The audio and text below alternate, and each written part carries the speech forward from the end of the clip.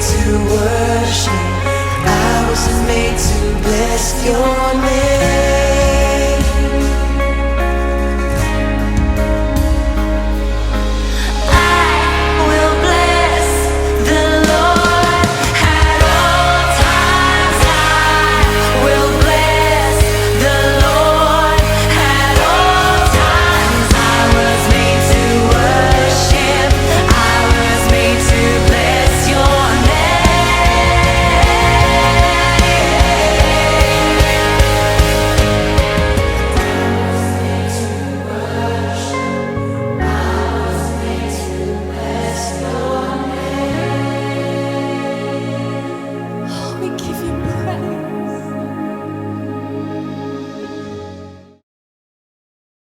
오늘 가스펠 프로젝트 네 번째 시간, 잃어버린 예수님에 대해서 우리가 함께 나누려고 합니다.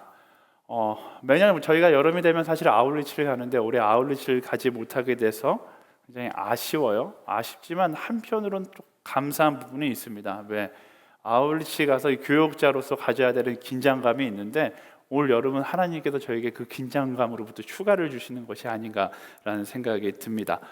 아울리치 가면 제가 제일 긴장하는 순간이 언제냐면 아울리치 할 때는 아니에요. 거의 대부분 이제 아울리치가 다 끝나고 마지막에 갖는, 선교 용어로는 정탐, 옛날에는 땅밟기, 그리고 여러분들의 용어로는 관광, 그 시간이 제가 가장 긴장하는 시간입니다. 사역할 때는 별로 걱정이 없어요. 악어가 득실거리는 아마존에서 사역할 때도 저는 별로 걱정하지 않았거든요. 근데 관광을 나가면 굉장히 긴장을 많이 하게 돼요. 왜냐하면 많은 친구들이 이 시간이 되면 긴장이 풀려버리고 자기 마음대로 자기 뜻대로 다니다가 사고가 나는 경우가 종종 있기 때문에 그럽니다. 어떤 친구들은 무리를 잊어버려서 길을 헤매기도 하고, 어떤 사람은 만나는 장소를 찾지 못하기도 하고, 제일 많이 하는 실수가 우리가 분명히 4시에 여기서 모이기로 했다, 시간을 잃어버린 채 5시, 6시가 돼서 나타나는 이런 일들이 굉장히 많기 때문에 그렇습니다. 제가 정말로 아울리치를 정말로 많이 갔거든요. 숫자를 세보지는 않았지만 한 50회 이상 간 것 같아요. 근데 50회 이상 갔을 때 90% 이상은 이 마지막 정탐에서 거의 대부분 시간이 딜레이 돼서 늦게 만났던 것으로 기억이 나요. 중학생들과 아울리치를 가도, 대학생들과 아울리치를 가도, 성인들과 아울리치를 가도 이 원칙은 동일하게 적용됩니다. 왜 그럴까요? 낯선 장소에서의 여행이 재미있으니까 그런 것이죠. 난생 처음 가본 장소에서 새로운 경험을 한다라는 즐거움에 빠지다 보면 다 잊어버리고 머리가 그냥 백지가 되는 거예요. 그냥 행복하다, 기쁘다, 재밌다 이것만 기억하고 그 새로운 경험에 몰두하다가 모든 것을 다 잊어버린 거죠. 그리고 다 잊어버렸는데, 잊어버리고 있다가 시계를 보니까 시간이 지났어. 시간이 지났는데 내가 어디 있는지 모르겠어. 그러면 그때부터 방금 전까지는 분명히 거기 있는 게 너무나 설레고 좋았는데 그 순간부터는 그 장소에 서 있는 게 너무나 낯설게 느껴지고 너무나 두렵게 느껴지기 시작합니다. 제가 중등부 사역할 때 어떤 중학생은 시장 한복판에서 울고 있는 걸 겨우겨우 발견해 갖고 데리고 왔던 그런 기억도 있습니다. 그 친구에겐 두려움의 시간이지만 그 친구를 인솔해간 저는 걱정과 염려의 시간인 것이죠. 그래서 경험이 쌓이다 보면 이게 여유가 생겨야 되는데 오히려 경험이 쌓이다 보니까 그 시간이 되면 더 예민해지게 되는 거예요. 근데 이런 모습이요, 아울리치나 여행에만 국한되지 않습니다. 우리의 삶 전체가 다 그렇죠. 우린 세상의 쾌락, 즐거움에 마음이 팔려서 살다가 보면 너무나 익숙하게 하나님을 떠나게 되고 나홀로 살아갈 때가 많이 있습니다. 나름 그 시간이 굉장히 즐겁고 재미있는 시간처럼 느껴져요. 그래서 그 쾌락에 빠져서 시간 가는 줄 모르고서 막 살다가 어느 순간 멈추는 거죠. 멈춰서서 나를 뒤돌아보니까 나와 동행하시던 하나님은 보이지 않고 그냥 나 홀로 이곳에 떨어져 있다라는 사실을 깨닫게 되는 거예요. 동일하게 방금 전까지는 분명히 기쁨의 장소였고 쾌락의 장소였고 즐거움의 장소였는데 그 순간부터는 세상의 외로움의 장소처럼 느껴지고 두려움의 장소처럼 느껴지고 절망의 장소처럼 느껴지게 되는 것이죠. 사실 코로나 바이러스를 경험하고 있는 이 시간도 어떤 의미에서는 쾌락에 빠져 있고 있던 하나님의 자리, 하나님의 은혜를 기억하는 시간이 아닐까 싶습니다. 우리가 멈춰 섰잖아요. 그리고 멈춰선 그 자리에서 우리는 기억하게 돼요. 우리가 가장 중요한 것을 잊고 살았다라는 것을 기억하게 되죠. 무엇을 잊고 살았습니까? 하나님의 은혜를 잊고 산 거예요. 모든 것이 멈춰버린 이 자리에 서서 우리가 평상시 일상이라고 생각했던 모든 것이 하나님의 은혜였구나. 세례식 할 때 50명, 60명씩 올라와서 뒤에서 바글바글 기도하던 그것조차도 하나님의 은혜였구나라는 사실을 깨닫게 되는 거죠. 그리고 그 은혜를 떠나 살아간다는 것이 얼마나 두려운 선택인지를 알게 되는 거예요. 그리고 그것을 알았을 때 우리는 어떤 선택을 하는 것이 지혜일까? 오늘 말씀을 통해서 두려움의 오늘을 살아가는 우리에게 주시는 하나님의 지혜를 함께 얻어보려고 합니다. 오늘 말씀에 보면요, 예수님을 잃어버린 채 공포에 사로잡혔던 두 사람이 등장합니다. 예수님의 육신의 부모였던 요셉과 마리아 이야기죠. 오늘 말씀은 마리아와 요셉이 예수님을 깜빡 잊고서 예루살렘에 남겨두고 고향으로 돌아가다가 생긴 해프닝을 기록한 성경에 유일하게 등장하는 예수님의 어린 시절에 대한 이야기입니다. 사실 이 장면에서 여러분들도 저랑 똑같은 생각을 할 거라 생각하는데 상식적으로 잘 이해가 안 되는 부분이 있어요.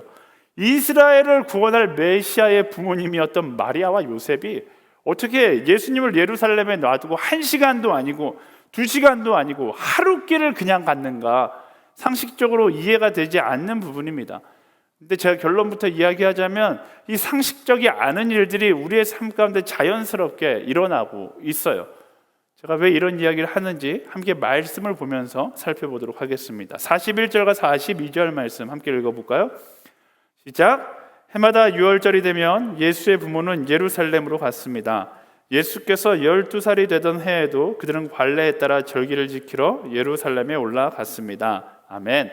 유월절, 이스라엘 백성들에겐 유월절이 엄청나게 큰 축제와 같은 날이었습니다. 말씀해 보니까 해마다 유월절이 되면 모든 이스라엘 백성들이 예루살렘을 향해, 예루살렘 그 성전을 향해 올라갔다라고 기록하고 있어요. 유월절은 어떤 날인가? 여러분이 대학생 정도 되면 유월절, 그리스도인이라면 이 정도는 기본 상식으로 알고 있어야 돼요. 영어로 패스오버인데 이렇게 넘어가다라는 뜻이잖아요. 이스라엘 백성이 이집트의 노예로 고생하고 있을 때 하나님께서 모세를 통해서 그들을 이집트로부터 탈출시켜요. 근데 그냥 탈출시키는 것이 아니라 10가지 재앙을 통해서 애굽을 벌한 다음에 그들을 탈출시키는데 9가지 재앙 때까지 파라오 왕의 마음이 흔들렸음에도 불구하고 그들을 풀어주지 않으니까 하나님께서 마지막 10번째 재앙으로 이집트에 있는 모든 장자들의 생명을 다 빼앗아 가셨던 사건이 있습니다. 이건 다 알 거예요. 근데 그때 이스라엘 민족도 그 재앙의 범위 안에 있었는데 어떻게 하면 이 재앙으로 벗어날 수 있는가? 어린 양 한 마리를 잡아서 그 양의 피를 문설주에 바르면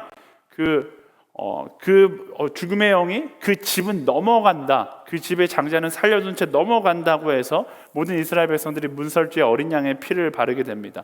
그리고 그날을 기념하는 날이 바로 유월절인 것이죠. 이스라엘 민족에게는 최고의 축제의 날이 바로 유월절이었습니다. 하나님을 기억하는 날이기도 하지만 일단 축제예요. 축제에는 일단 빠지지 않는 것이 먹고 마시는 것인데요.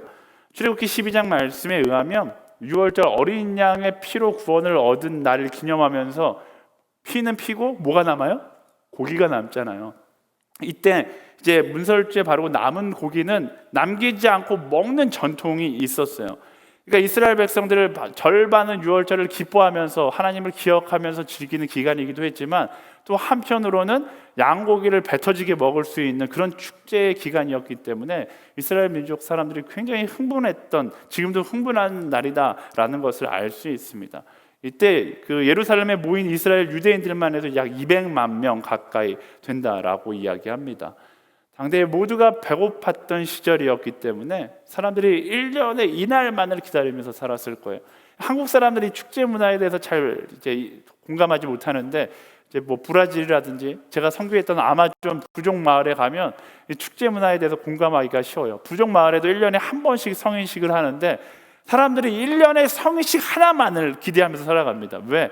성인식 때는 이 성인식을 위하여 한 달 전부터 마을의 모든 남자가 정글로 들어가요. 정글로 들어가서 멧돼지, 다른 고기는 안 돼. 멧돼지가 최고의 고기이기 때문에 멧돼지를 정글에서 한 달 동안 거의 야경하면서 멧돼지를 잡아요.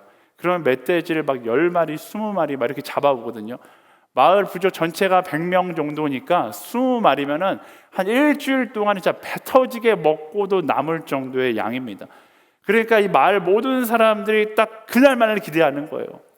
6월절도 아마 이스라엘 사람들에게 그런 날이었을 것 같아요. 그런 축제의 날, 그날만을 기대하면서 1년을 살아가는 것이죠.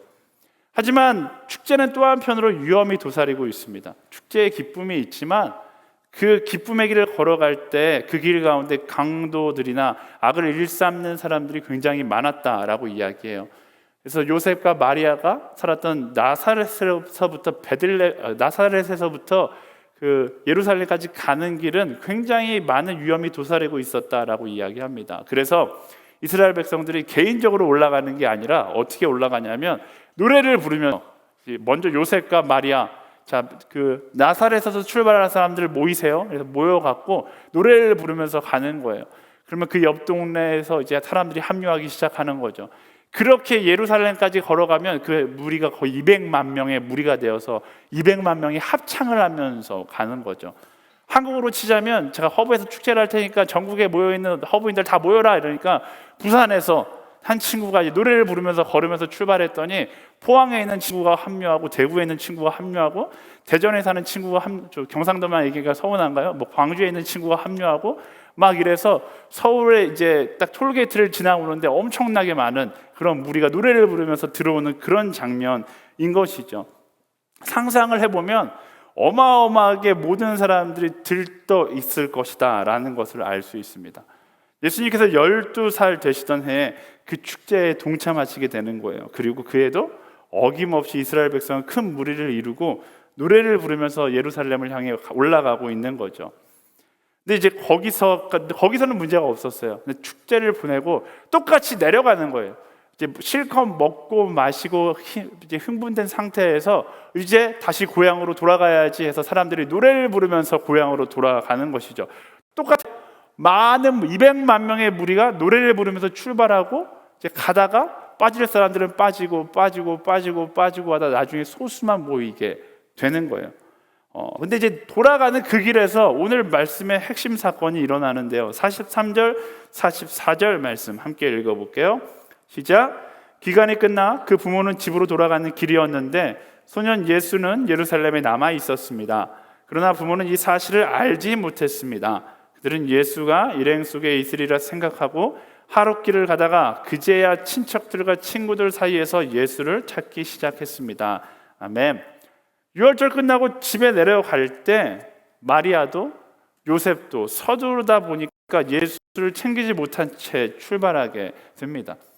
제가 지금 배경을 왜 이렇게 길게 생각했냐면 상식적으로 이해가 되지 않는 사건인데 이 문화를 알고 나면은 그럴 수도 있겠다라고 여러분들이 공감할 수 있을 거라 생각하기 때문에 좀 이렇게 자세하게 이야기하고 있는 거예요. 사람들이 저마다 흥분과 기쁨에 들떠 있고 이제 누군가 이제 출발합시다 이렇게 큰 소리 외치니까 출발하는 거죠.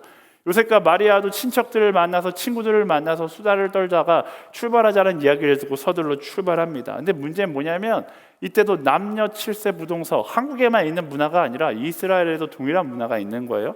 남자 여자가 함께하지 않고 굉장히 재미난 게 여자가 먼저 무리의 앞에서 걸어가고 뒤에 이어서 남자가 걸어가는 것이죠. 그래서 마리아도 이제 여자이니까 친구들과 함께 막 웃으면서 걸어가는 거고 요셉은 남자의 무리에 껴서 걸어가는 거예요. 근데 마리아는 어떻게 생각했을까? 문제가 뭐냐면 예수님의 나이가 애매한 거죠. 12살. 한국에서 가장 애매한 나이가 5살이거든요. 왜냐하면 5살은 남탕에도 갈 수 있고 여탕에도 갈 수 있기 때문에 애매해요. 근데 이스라엘에서 12살이 애매한 나이. 왜? 13살부터는 성인으로 인식되기 때문에 남자의 무리에 껴서 걸어가야 되는데 12살은 여자의 무리에 껴서 갈 수도 있고 남자의 무리에 껴서 갈 수도 있는 거예요. 그러니까 마리아는 당연히 예수님이 요셉과 같이 갈 거라고 생각했고 요셉은 마리아와 같이 갈 거라고 생각한 것이죠. 서로 미루다가 그렇게 내려가는 거예요. 하룻길을 내려갔다라고 이야기합니다. 그리고 사람들이 점점 이제 빠지고 나니까 이제 이 무리에 누가 있는지 조금씩 알게 되는 거죠. 요셉이 보니까 마리아랑 없어요. 마리아가 뒤돌아서 보니까 요셉과 예수님이 같이 없어요. 그리고 그때 사고가 터졌다는 것을 직감하게 되는 거죠. 그리고 그 순간 어떤 일이 일어나요? 바로 그때까지 축제의 흥분에 빠져서 있었던 두 사람에게 축제의 기쁨은 사라져버리고 메시아인 예수 그리스도를 잃어버렸다라는 부모로서의 죄책감과 두려움이 그들을 사로잡기 시작할 것입니다. 이 장면에서 마리아와 요셉이 예수님을 잃어버린 이유는 쉽게 추측해 볼 수 있죠. 그들이 너무나 흥분된 나머지 분위기에 몰입해서 예수님을 챙기지 못했고 예수님을 보지 못했다라는 거예요.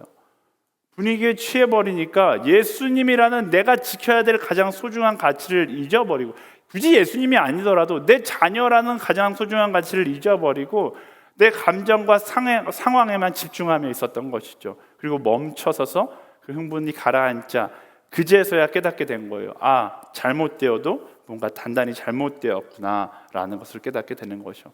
사실 이 장면에서 주는 영적 메시지가 있습니다. 저는 대학생들한테 이 메시지를 이야기하는 걸 너무나 중요하다고 생각하고 좋아하거든요. 기억하는 사람은 알겠지만 2016년도에도 제가 이 말씀을 가지고 거의 비슷한 메시지를 나눴어요. 기억 안 나는 표정으로 저를 쳐다보시는데 나눴어요.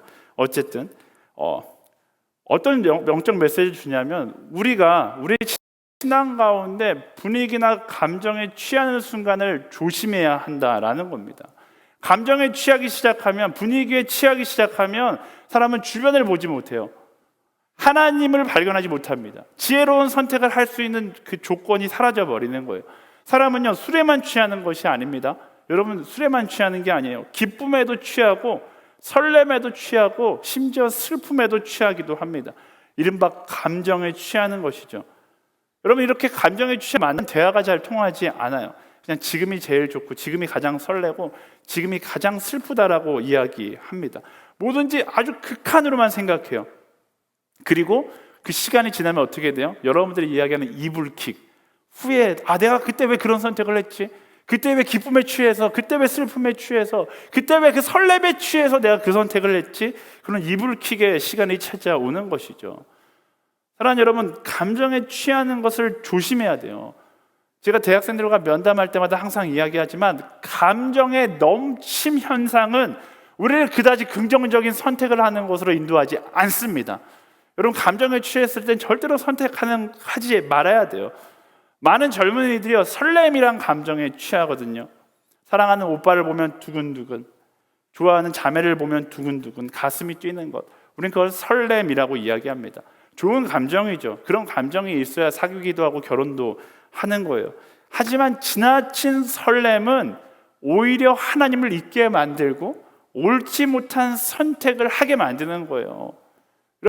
여러분, 수많은 성적인 사고들이 어디서부터 시작돼요? 나의 감정에 넘친 현상, 지나치게 설레다 보면 나도 모르게 분별력이 사라져 버리는 거예요.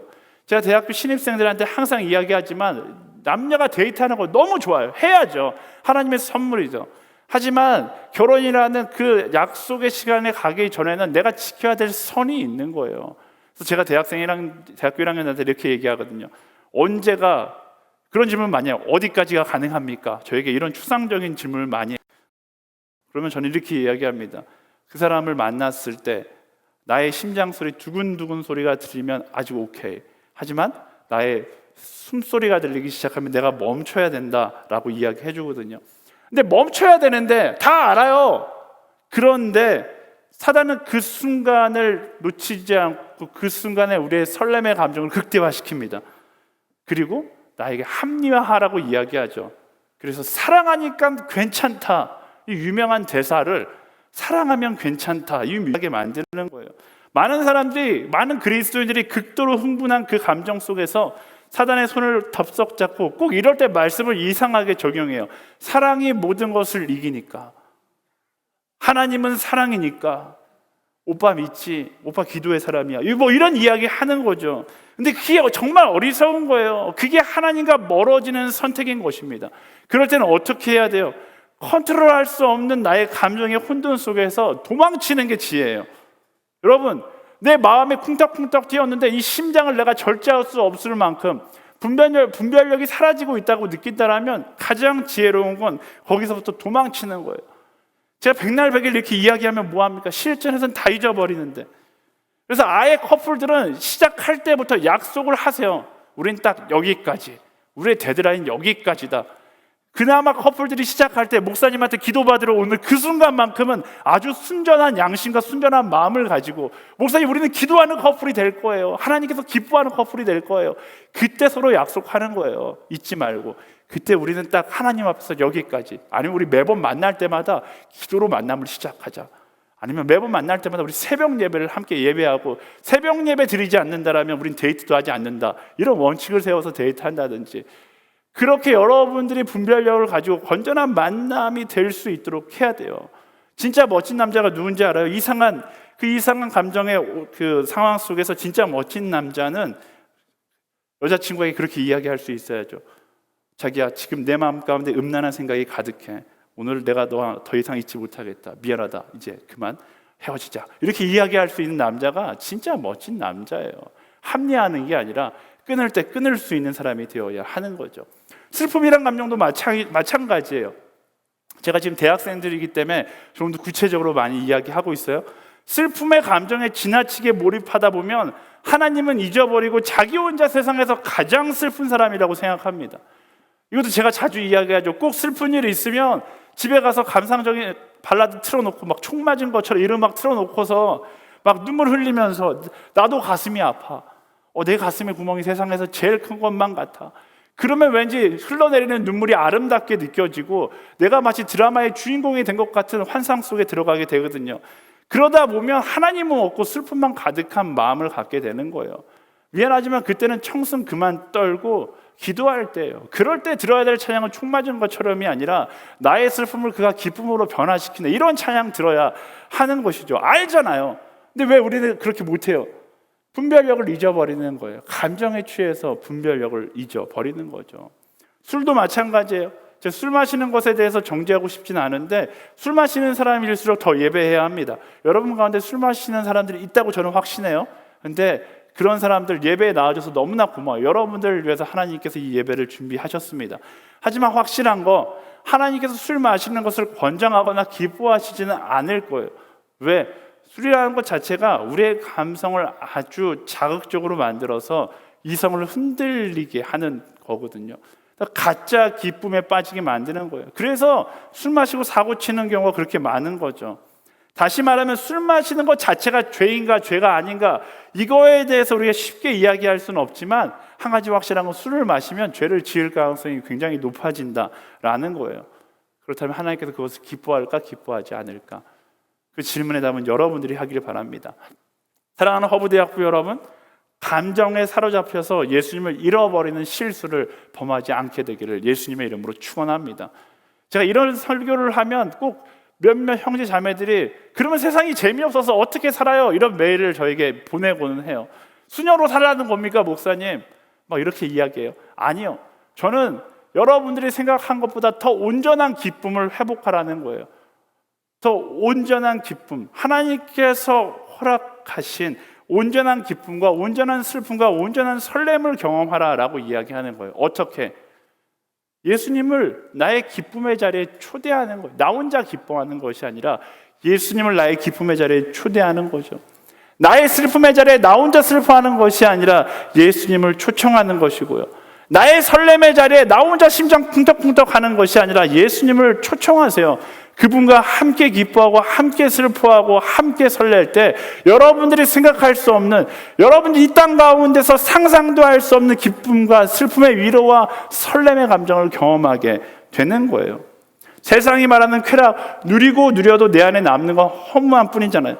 그 순간은 행복한 것처럼 느껴지지만 결국 죄악에서 바둥거리는 나를 발견할 뿐입니다. 하지만 나의 기쁨 가운데 예수님이 함께하고, 나의 설렘 가운데 예수님께서 함께하시고, 나의 슬픔 가운데 예수님께서 함께 하실 때 우린 세상에서 경험할 수 없는 놀라운 하나님의 선물을 경험하게 될 것입니다. 제가 그래서 연애를 해도 혼자 하는 것이 아니라, 둘이서 하는 것이 아니라 셋이서, 나, 그 사람, 예수님, 이렇게 셋이서 연애하라고 이야기하는 거예요. 단순한 진리예요. 예수가 없는 기쁨은 나를 죄로 인도해요. 예수가 없는 슬픔은 나를 죄로 인도해요. 예수가 없는 설렘도 나를 죄로 인도합니다. 여러분들을 죄로부터 방어할 수 있는 바운더리가 있다면 바로 예수 그리스도인 거예요. 예수와 함께 기뻐하고 예수와 함께 슬퍼하고 예수와 함께 동행하는 삶을 살아가면 더 이상 감정의 지배를 받지 않게 되는 것입니다. 여러분의 삶의 자리에 예수님을 초청하시고 그리고 확인하세요. 날마다 내가 오늘 지금 이 순간 예수님과 동행하고 있는지.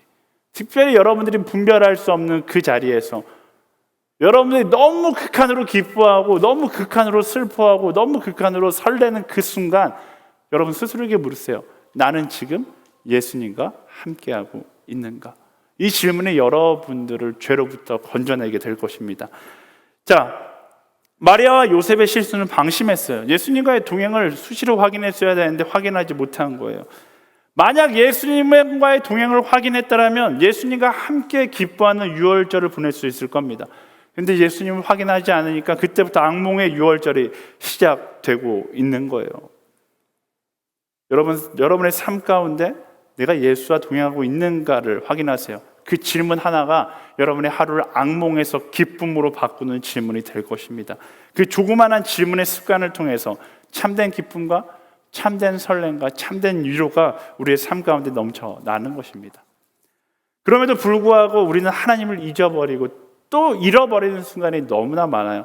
그래서 한참 감정에 취해 있다가 정신을 차리고 그때부터 힘들어하는 거예요. 슬퍼하는 거예요. 그때 엄청난 공허감과 두려움이 우리 마음 가운데 몰려오거든요. 그때 사단이 이렇게 이야기해요. 모든 것이 끝났어. 넌 망했어. 하지만 잊지 말아야 될 것이 있는데 끝난 게 아니죠.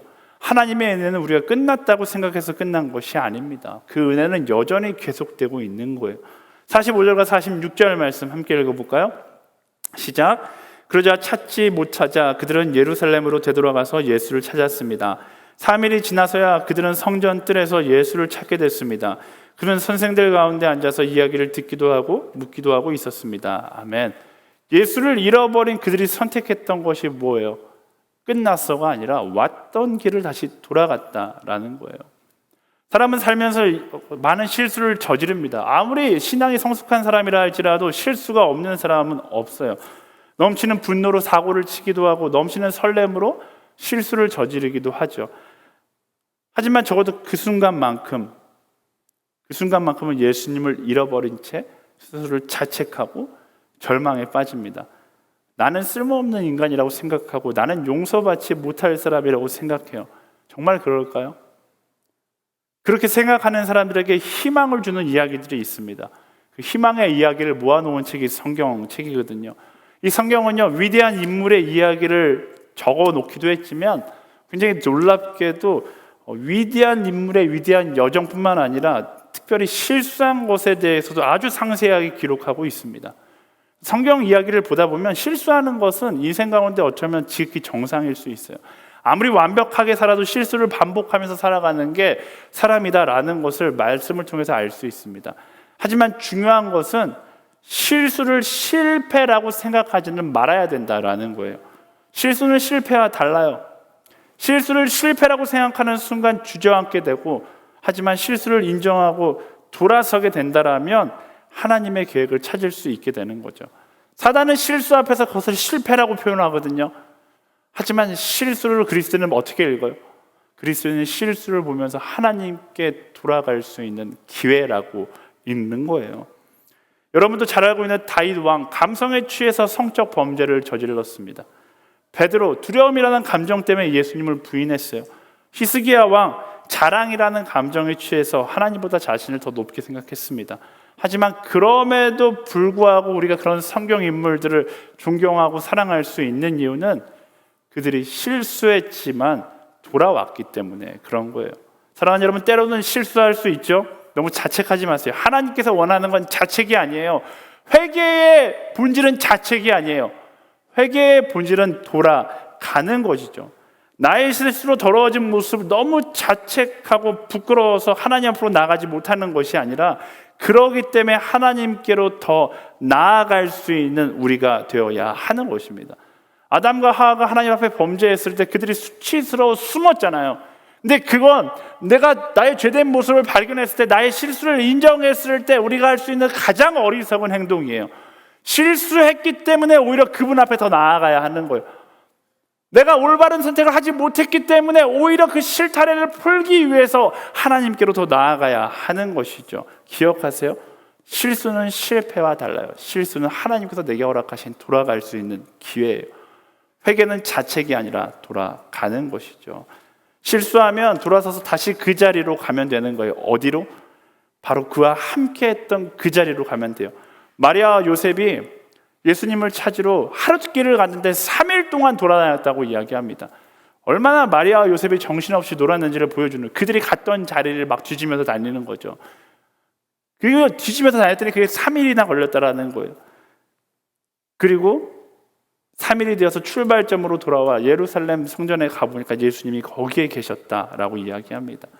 우리가 돌아가야 할 곳은 나의 이성이나 나의 지혜로 판단하는 그분이 있는 곳이 아니라 바로 예수님을 만났던 그 자리로 돌아가면 되는 거예요. 복잡하지 않아요. 예수님과 만났던 첫사랑의 그 자리, 그 예배의 자리로 돌아가면 되는 거예요. 48절과 49절 말씀 마지막으로 함께 보겠습니다. 시작. 그 부모는 예수를 보고 놀랐습니다. 그래서 그의 어머니가 말했습니다. 얘야, 왜 우리에게 이렇게 했느냐? 내 아버지와 내가 얼마나 걱정하며 찾았는지 모른다.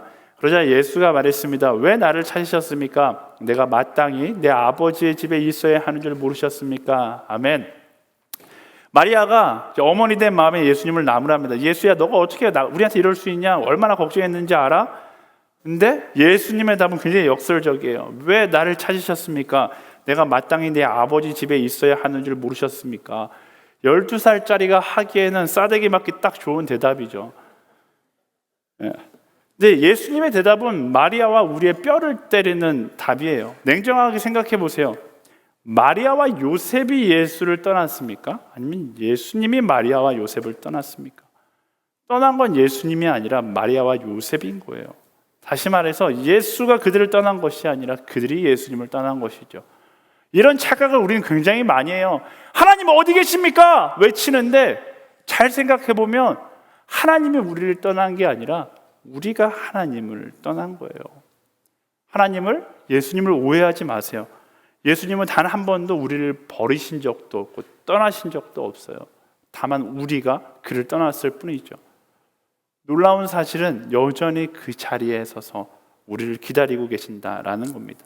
삶의 절망의 자리에서 우리가 해야 할 것은 내 곁에 계시지 않은 하나님을 향해 왜 나를 떠나셨습니까의 부르짖음이 아니라 내가 떠나왔던 그 길을 돌아가 예수 그리스도와 만나는 그 예배의 자리로 나아가는 거예요.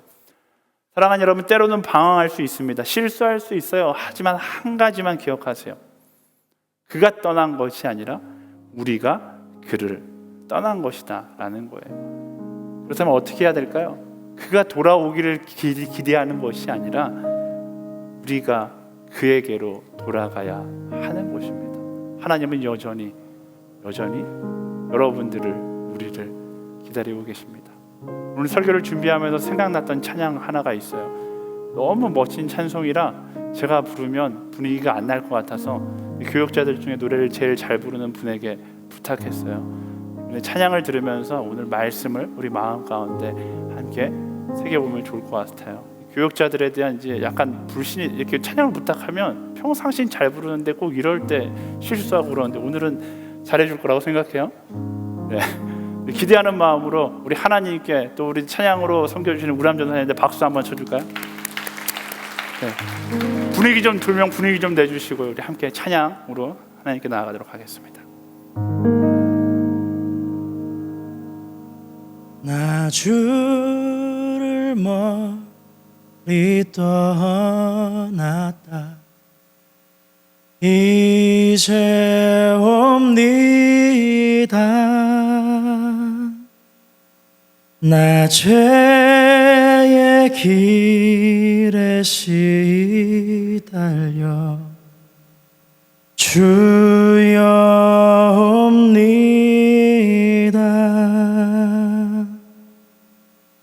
그 귀한 세월 보내고 이제 옵니다.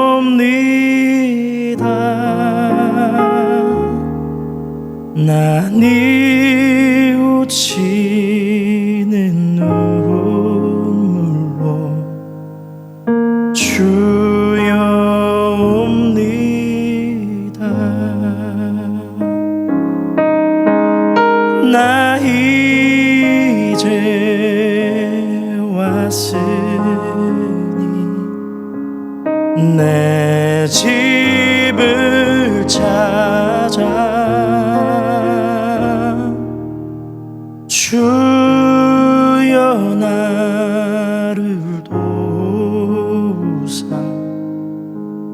맞아 주소서. 우리 3절 같이 고백합시다.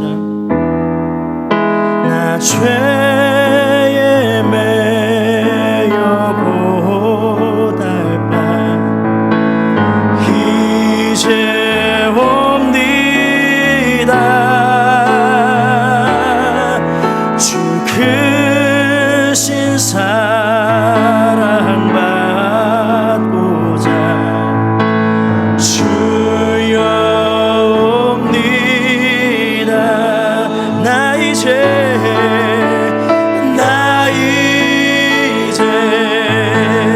왔으니 내 집을 찾아 주여 나를 받으사 맞아 주소서. 나 이제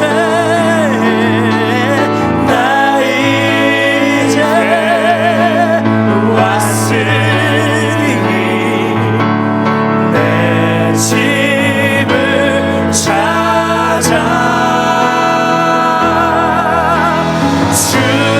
주여 나를 받으사 맞아 주소서.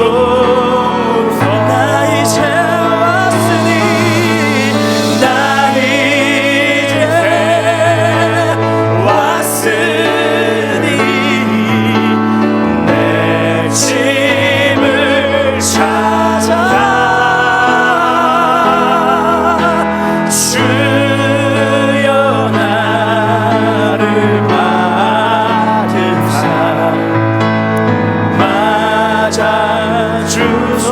우리 다 같이 자리에서 일어나서 1절 다 같이 찬양할까요? 나 주를 멀리 떠나다 이제 옵니다. 나 죄의 길에 시달려 주여 옵니다. 나 이제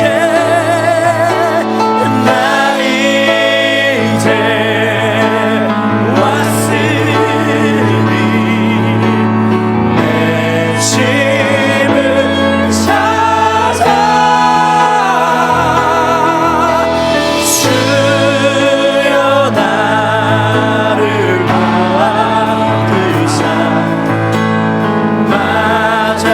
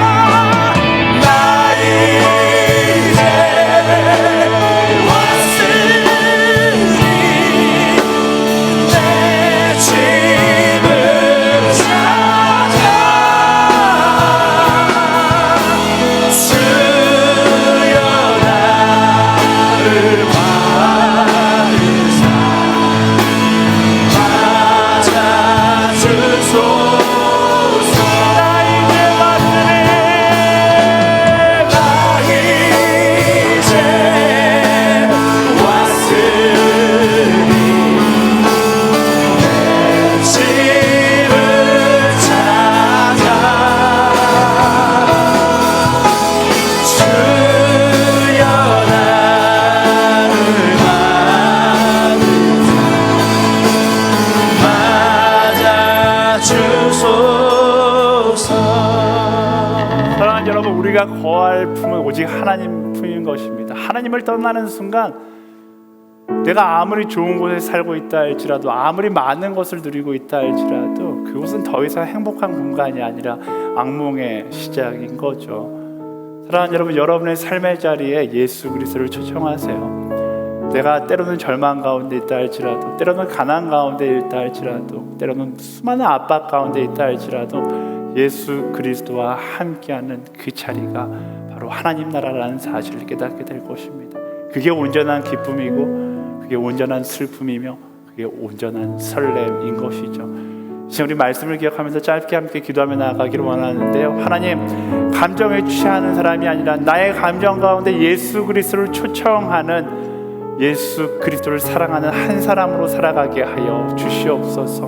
주님, 내가 실패의 자리에서 그것을 실패라고 이야기하는 것이 아니라 그것을 기회로 여기며 주님께로 돌아갈 수 있는, 주께로 돌아가는 한 사람으로 살아가게 하여 주시옵소서. 말씀이 나의 삶으로 드러나지고 나의 삶으로 사라지기를 소망하면서 우리 함께 각자에게 주신 방법을 따라, 마음을 따라 함께 기도하며 나아가겠습니다. 아멘. 그렇습니다. 하나님 주를 바라보며 나아가기를 소망하며 주를 사랑하며 나아갈 수 있게 되게 하시고, 하나님 기억하며 기대하며 소망하며 나아가는 믿음의 사람이 될 수 있도록 인도하여 주시옵소서. 주께로 돌아가며 주를 향하여 나아가는 믿음의 사람이 될 수 있도록 주님 역사하여 주시옵소서. 주를 바라봅니다. 나의 감정 가운데 예수 그리스도를 추청할 수 있는 믿음의 사람이 되게 하여 주시옵소서. 나의 실수 가운데 예수 그리스도를 추청할 수 있는 자가 되게 하여 주시옵소서. 할 수 있고 실수할 수 있고, 하지만 하나님 안에 돌아가며 회복하는 우리가 되게 하여 주시옵소서. 이끄시는 하나님께 우리의 마음을 주며 나아갑니다. 세우시는 하나님께 우리의 마음을 주며 나아갑니다. 주님 붙잡아주시고 회복케 하여 주시며 하나님을 기억하며 사랑하며 나아가는 믿음의 사람들이 인도하여 주시옵소서. 날마다 하나님을 나아가는 우리가 되게 하여 주시옵소서. 한순간 하나님께 고백하며 사랑하며 나아가는 믿음의 사람들이 인도하여 아멘.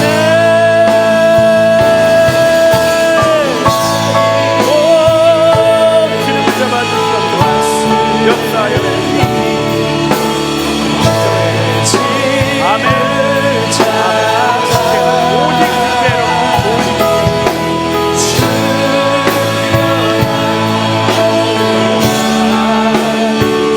아멘.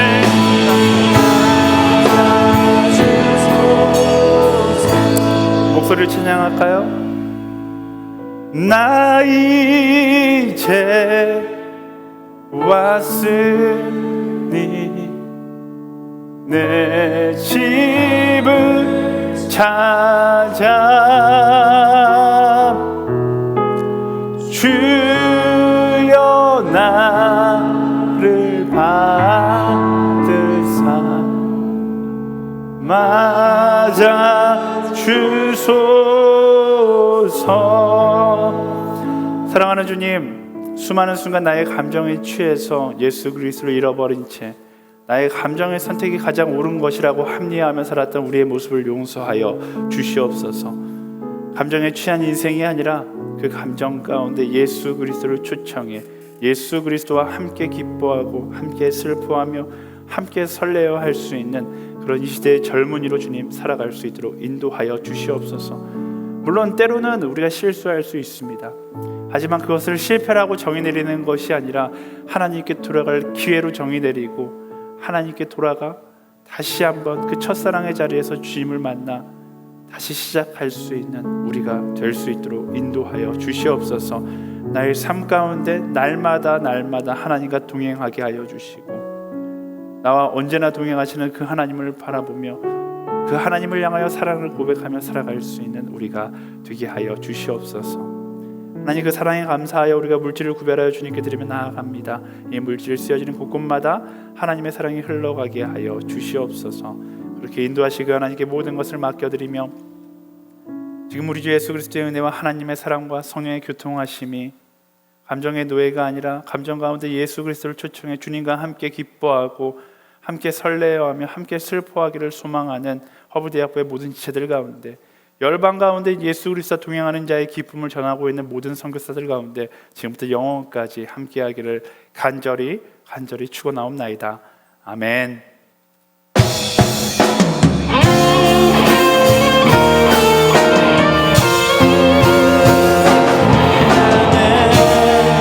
오직 내 속에 그리스도가 사네. 오직 내 삶에 오직